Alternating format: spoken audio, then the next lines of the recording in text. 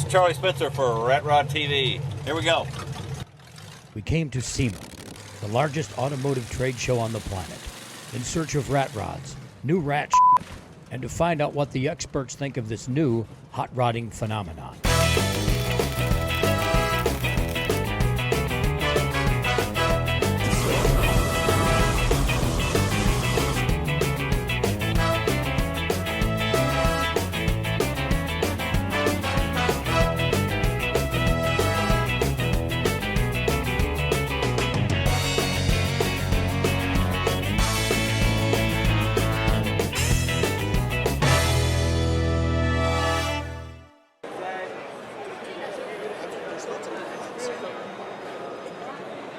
Why do you think people have taken an interest in nostalgia hot rodding?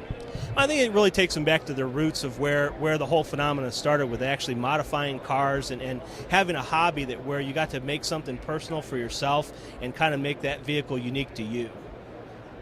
I mean, that's really where it started with everybody, you know, trying to get something that really shows your personality and who you are in your vehicle. It's something that you drive around all the time, something that you can show off, something that you can brag about. That was brilliant, Ed. Thank you.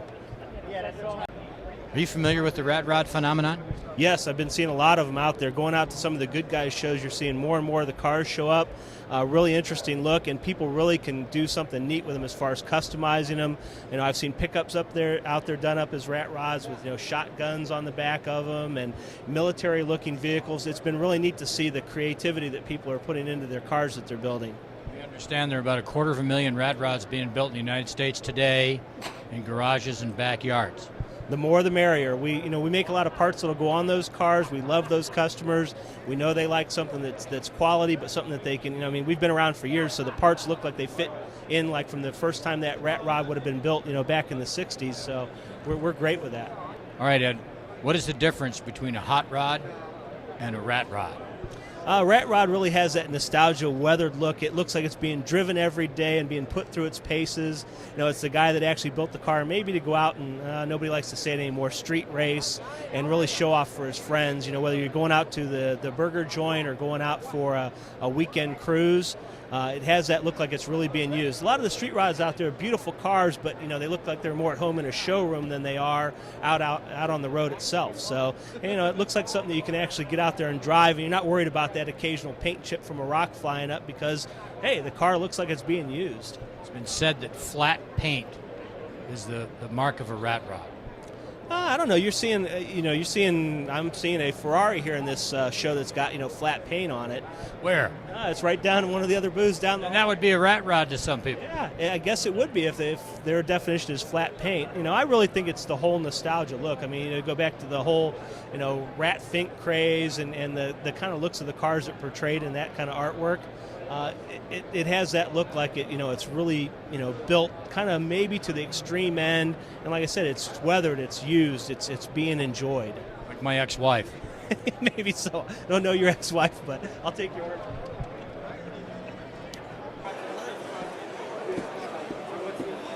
Brian, why do you think people have taken a new interest in nostalgia hot rodding? I think people are really yearning for that time that they remember from their youth, of the hot rodding days that they couldn't really enjoy when they were younger. They are nostalgic for a happier time in America, and I believe that that's really shown in the older hot rods. The ability to build up your own car with your own two hands, no computers involved. All you need is a welder, or at least a friend who can weld, and enough time and determination to build. What do you think of this recent rat rod phenomenon? My take on rat rods is a little bit different than everybody else. I had an adopted grandfather growing up. Richard Van Gilder was my neighbor, and he actually went and got his 1934 Ford that he had owned in high school and rebuilt it in the garage next to my house. And me being a budding hot rodder myself, he showed me the ways of true hot rodding. And what people think of now as a rat rod is really not what it was back then. Sure, there's the unfinished cars, but they were functional. They were still somewhat safe. People, I think, have taken it a little bit too far. I believe now rat rods are more of an art form than the actual true hot rods that they were from back in the day. So what is your definition of a rat rod? What would you classify as a rat rod? Oh, my classic rat rod would have to be a 34 Ford, no fenders. Paint or not, doesn't matter. As long as the drivetrain's sorted out, you can start it every single time. It stops, goes, turns left and right. You're done. Drive it. What about the rust and weathered paint?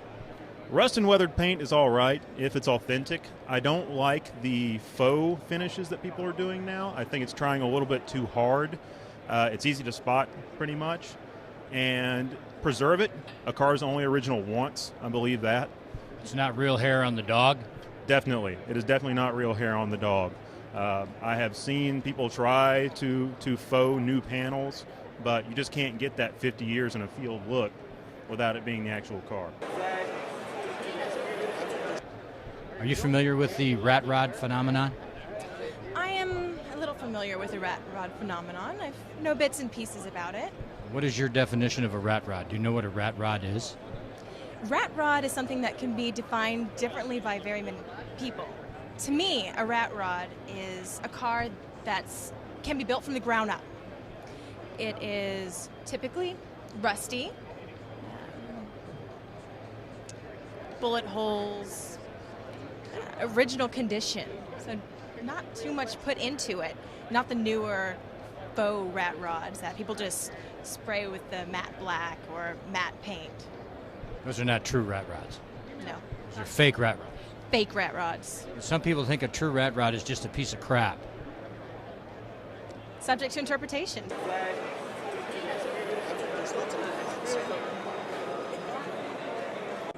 Are you familiar with the rat rod phenomenon?